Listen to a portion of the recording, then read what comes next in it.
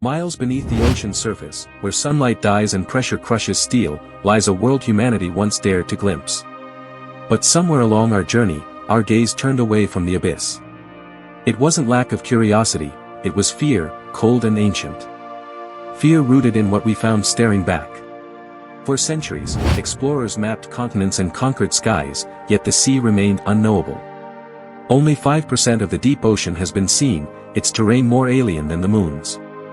The darkness conceals not emptiness but unrelenting presence, waiting just beyond human endurance.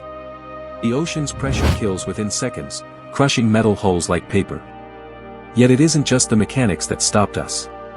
Instruments recorded sounds without origin, frequencies outside natural explanation. It hinted at intelligence, vast and unseen, observing in silence. Early sonar scans revealed impossible geometries on the seafloor, structures carved in patterns older than human civilization. Some dismissed them as geological quirks. Others whispered of forgotten epochs, civilizations that sank without trace, leaving cryptic scars in sediment. In the 1950s, Cold War submarines detected rhythmic pulses echoing through the trenches. They were too structured, too deliberate, resembling something alive. Naval archives later buried the evidence, sealing reports marked beyond human comprehension. We used to believe the ocean floor was silent. But hydrophones now record continuous drumming, like heartbeats resonating through water miles thick. Each beat distorts magnetic readings, as if the Earth itself moves in unison with something awake beneath. The Mariana Trench, the deepest known point of our planet, is less mapped than Mars. Probes sent down suffer blackouts, returning warped data or vanishing outright. When light fades, sensors capture shapes too large to quantify, moving against current and logic. Those few expeditions that descended brought back footage later classified. Engineers claimed the recordings bent electromagnetic fields during playback. Faces watching them described nausea, trembling, and an overwhelming sensation of being watched back. Marine biologists studying abyssal life report anomalies unfit for taxonomy. Creatures of transparent flesh and shifting color patterns mirror human features for brief moments before dissolving into shadow. Science could not reconcile the mimicry, it simply stopped asking. Funding for oceanic ventures began to evaporate in the early 2000s. Official reasoning cited budget priorities, yet insiders whispered otherwise. Rumors spread of classified findings, discoveries that rewrote evolutionary history, and hinted at something predating it. Oil drills once struck caverns that bled warmth and sound, like an exhale from within the planet. Workers heard low humming that vibrated through bone. Several platforms shut down overnight under undisclosed stability risks, an empty phrase hiding what trembled below. When explorers sent cameras into dark vents 5 miles down, the feed revealed structures, ribbed arches of mineral and organic weave. For seconds, an eye blinked open before the feed went white. Some say the ocean remembers every intrusion, marking those who trespass. Veteran submariners confess quiet truths in retirement. They speak of zones where compasses spin without direction, where whispers fill sealed cabins. In those depths, the crew felt surrounded by currents that moved against tide, pulsing like a vast circulatory system. When satellites began sensing anomalies in ocean heat signatures, they saw patterns resembling nerve pathways stretching across basins. The data confused climatologists. Yet it formed a system, a nervous map too intricate to be coincidence, if the planet itself were alive. The deeper we dug, the stranger it grew. Fathometers captured voids, perfectly spherical pockets where sound refused to exist. Engineers compared it to recording silence itself, a phenomenon impossible in fluid dynamics. It was not emptiness but resistance. In 1977, a deep-sea probe sent back inaudible data converted later to frequency charts forming intelligible rhythm. Musicians heard patterns akin to melody. Others called it a warning in code, music written not by man, but by something older.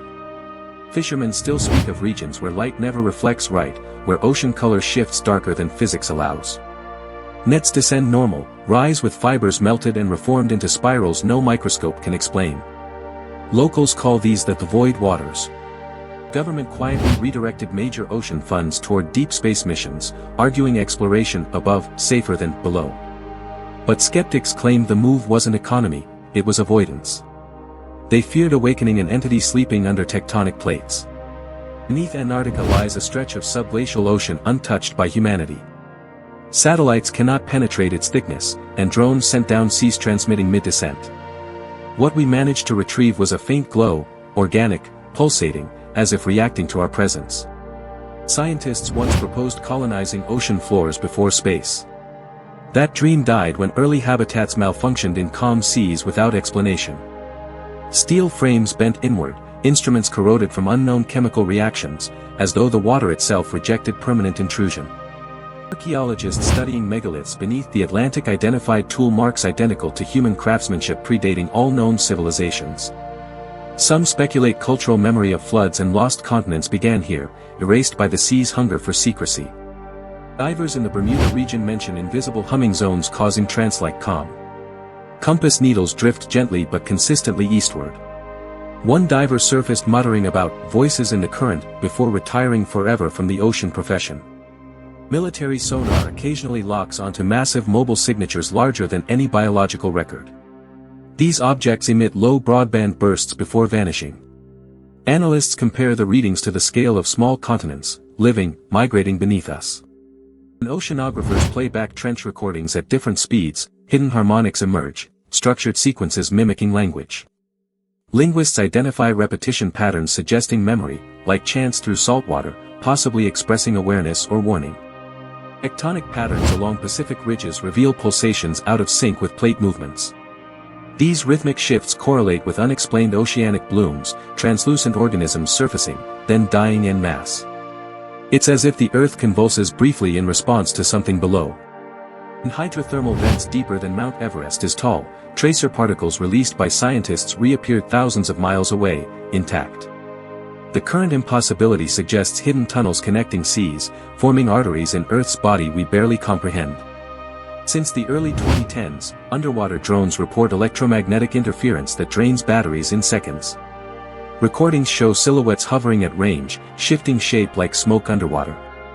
After every encounter, navigational logs rewrite themselves. Marine seismographs recently registered ultra-low pulses echoing at precise intervals, matching human heartbeat tempo. The resonance caused instrument drift across continents. Researchers turned off sensors, citing hardware errors, unwilling to record the sound of something vast. Our deepest myths, Leviathan, Kraken, gods beneath, may not be fantasy but fragmented memory. Oral traditions echo phenomena travelers once faced before fear silenced them. Humanity might have chosen ignorance not from arrogance, but from remembrance of slaughter. The ocean floor's shifting topography keeps erasing recorded formations overnight. Satellites capture hills one day, trenches the next, like breathing. Geological maps update endlessly, a heartbeat pattern across the seafloor that mirrors the pulse of our planet. Some theorize the sea resents intrusion, functioning as both guardian and jailer.